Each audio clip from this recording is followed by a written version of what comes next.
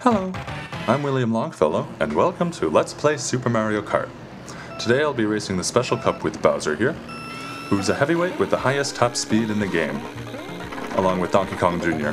So I hope to be able to race that fast, though it'll be very difficult because this course has these narrow double hairpins and these Monty Mulls that jump in your way to bother you as you come off that turn, so this course is very difficult. I actually think it's the hardest course in the game. Even harder than Rainbow Road. I remember the first time I saw Donut Plains 3. I must have been about 5 or 6, and I had just completed the 100cc in the other cups, and unlocked the Special Cup. And I saw this course for the first time, and I think it imbued me with my first sense of video game awe. I saw the narrow, windy parts of the track. I saw the place where you have to jump over the bridge. I saw how much harder it was than the other courses, and it basically took everything I knew about Super Mario Kart and elevated it to a higher level. And it was a beautiful thing. Still is a beautiful thing. It's one of my favorite levels in a video game, and I practice it a lot.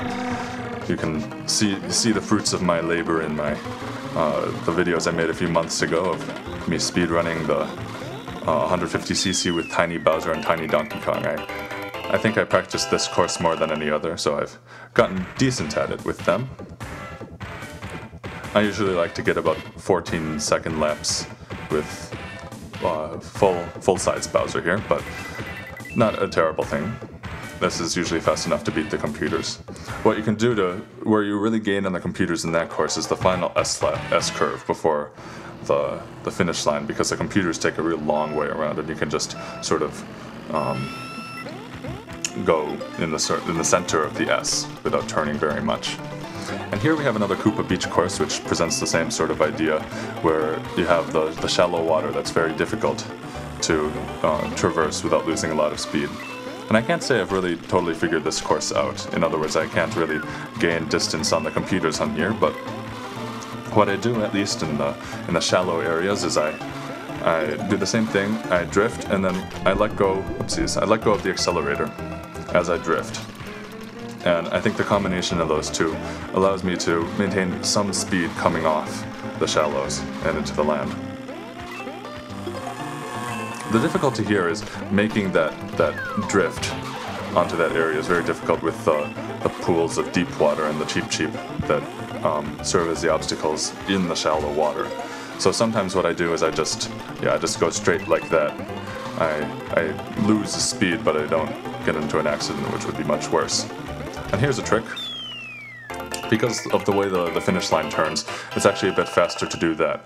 Again, drift into the shallow water, then hop, and actually I think this time I passed the finish line in the deep water. Of course, I was sort of hopping over it, but it's much faster to complete the final lap that way than to curve around the island as the track suggests. And here we have a Ghost Valley course, and this one can be very fun if you do it well, because this is another one of those courses where it's not too hard to gather lots of speed. I've got a slow start here, but I think I'll be able to keep things up. There's a shortcut I missed. I don't think I had enough speed to clear the shortcut the first time, but I'll be trying it next time. I'm in 8th place now, but I'll probably be able to catch up to the computers by the next lap if I can use the shortcut. This is actually a very easy course once you know how to do it pretty well.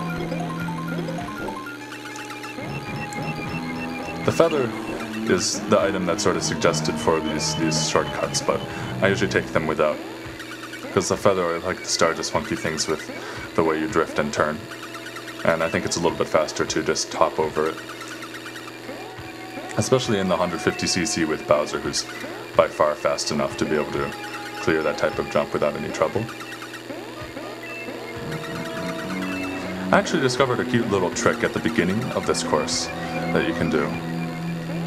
I forget whether it was with Big Bowser or Tiny Bowser, but you can actually cut the right corner there if you position your kart just right with the starting boost. It's very hard to do. I think there was a time where I practiced it, I had it about 30% of the time I could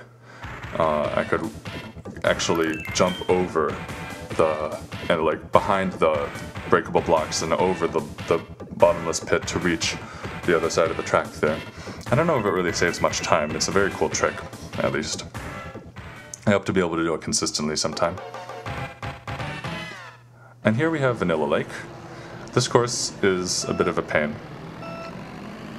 Very difficult for a character like Bowser who slows down a lot because any of those stretches of water basically cut his speed down, and you have these very narrow passages, and of course Bowser turns worse than anybody but Princess and Yoshi. So precision basically isn't his thing. It's very hard to navigate this course without basically sacrificing enough speed to not really be able to build up. But I'm actually gaining a little bit on the computer, so that's a good thing. That's where to put your bananas, right in that middle section there. But that can come to stab you in the back when you come next lap, and if no computers have hit your obstacle, then it's a lot harder, though. If I find an obstacle there that I put down in the last lap, usually I go into the space a little bit further onto the left. Yeah, see right there, right here. Nobody hit that green shell of mine, so I simply avoid taking that track. Don't risk anything, because when Bowser hits an obstacle, he slows down a lot more. Errors are very... Bowser and Donkey Kong do not accelerate fast enough for you to make many mistakes. You basically have to be a pretty consistent racer to use them well. And finally, the legendary Rainbow Road is coming up next. This also brought me I guess a video game awe when I first saw this course. There's obviously something visually and aurally and just viscerally that hits you with the presentation of the track, but it's also a very hard and well-designed track in my opinion. The lack of barriers and the thwomps that actually, even if you touch them, you wipe out, are a very good touch on this course. And it's very, very fun to do if, again, you manage to race consistently enough to reach top speed. It's another course that is pretty easy once you have it down, but is extremely difficult if, for instance, you have to catch up to computers. That throws a few more obstacles in your way and makes it really tough. And I had a lot of difficulty with this course when I was first trying to beat the Special Cup with Tiny Bowser, Tiny Donkey Kong. Very hard.